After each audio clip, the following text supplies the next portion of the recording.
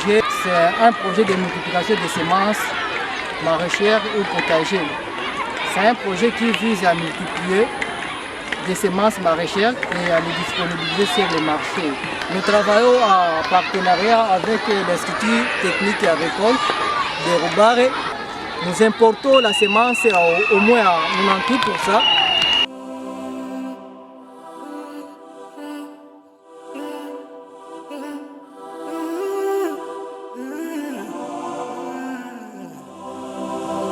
Moi, je m'appelle Julien Sibomana, préfet de l'Institut Rubare.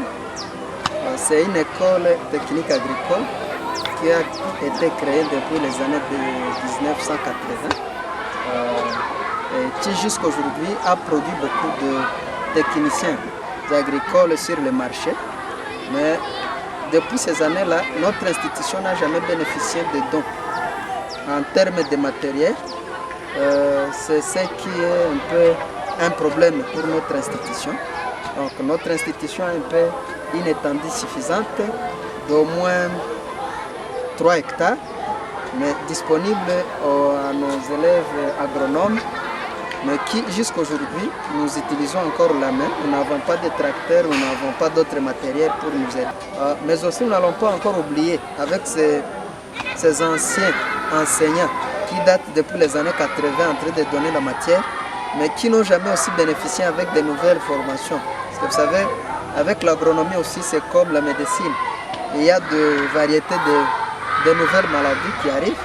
Avec ces nouvelles maladies, on aurait besoin à ce que les enseignants aussi soient rodés par rapport à la nouveauté ou à des variétés de maladies qui s'improvisent.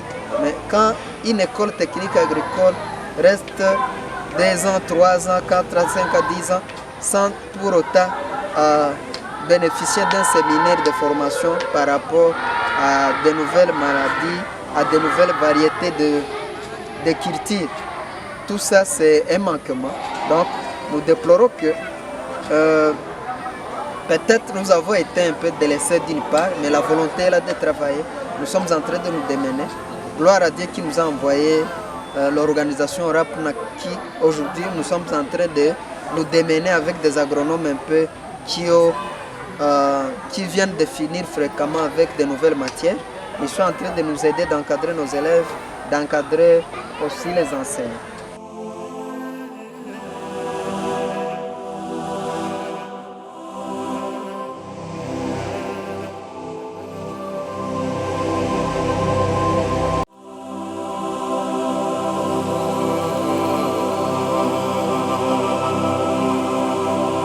Si j'ai choisi l'agriculture, je dis que tout ce qu'on a est à la base de l'agriculture.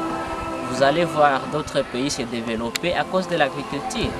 Alors moi aussi, si j'ai choisi l'agriculture, c'est juste participer aussi au développement de notre pays qui est la RDC à l'agriculture. Ok, moi c'est l'enseignant Bandor Innocent de l'Institut Rubare, chargé de cours pratiques. J'ai distribué à chaque élève sa tâche, mesurer au moins de 3 à 15 mètres. Pourquoi je le fais? C'est pour que chaque élève travaille de sa manière et pour que je sache, j'équilibre le rendement de chaque élève et pour que je puisse bien surveiller les tâches de chacun. Moi, après mes études, je compte faire, donc tel que nous sommes dans le projet d'expédier les semences, je compte me unir avec ce projet, expédier des semences.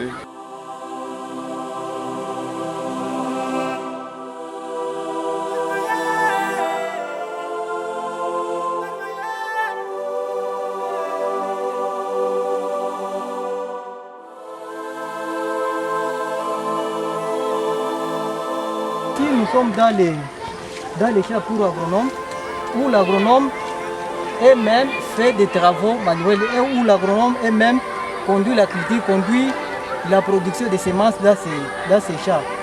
De l'autre côté, nous avons ce qu'on appelle les champs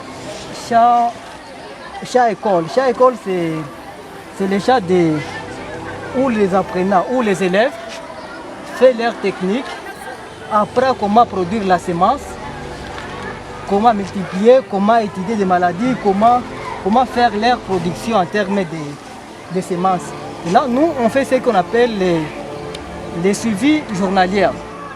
On fait le contrôle en surveillant si l'élève a bien travaillé par rapport à ce qu'il est en train de faire et s'il est en train de respecter en termes du chat de multiplication des semences par rapport à l'entretien, par rapport à la lutte phytosanitaire et par rapport à d'autres activités. Là, nous, chaque matin, on fait ce qu'on appelle les tours du champ, en regardant des plantules qui n'est pas en bon terme, on voit des plantules qui ont atteint certaines maladies, par exemple les flétrissements bactériens, les mildious, et on voit comment on peut procéder à la lutte phytosanitaire par rapport à la maladie qu'on a trouvée sur les champs. Par exemple, je peux te montrer, on a eu un cas de flétrissement bactérien dans notre champ. C'est dans les champs pour élèves qu'on a identifié la présence d'une maladie qu'on appelle le flétrissement bactérien. Il serait mieux de voir ça, comment ça se comporte. Bon. Même ça, bon, il y a d'autres maladies qu'on est en train d'observer, comme aujourd'hui les mildious, qui est en train d'attaquer certaines plantes dans nos champs.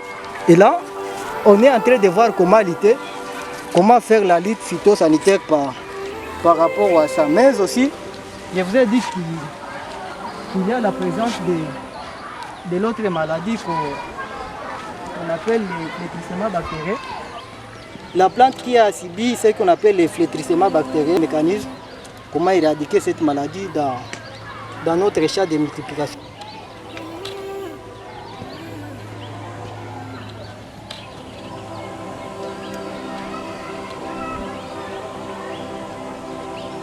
Nous avons proposé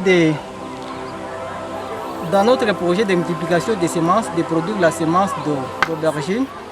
Donc on a aujourd'hui sur le marché, on a fait l'expérimentation, on a terminé avec ça et on est en train de produire la semence en grande quantité.